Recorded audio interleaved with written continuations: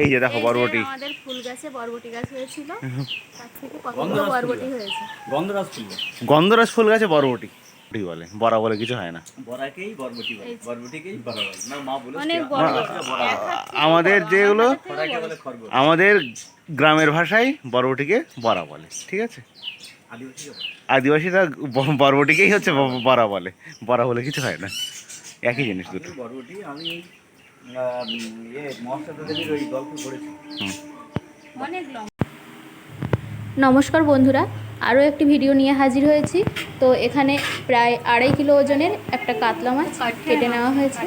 এখন ভালোভাবে ধুয়ে নুন আর হলুদ মাখানো হলো। আজ বানানো হবে কাজু কাতলা। তো আমি পরিমাণ মতো কাজু এখানে বেটে নিয়েছি, শিলে বেটেছি, আর তার সাথে দেব পোস্ত আর কাঁচা লঙ্কা, এগুলোও বেটে নেব।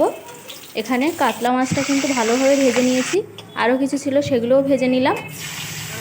এবার ভাজা হয়ে গেছে, কড়াইতে বেশি করে তেল, 5 ফোড়ন, শুকনো লঙ্কা, পেঁয়াজ আর পাকা টমেটো দিয়ে ভালোভাবে মশলাটা করে নিলাম। মশলাটা কিন্তু নরম হয়ে গেছে। এবার নুন আর হলুদ দিলাম, আর দিলাম জিরের গুঁড়ো, আর মশলাটাকে কষানোর জন্য পরিমাণ মতো অল্প করে জল দিলাম।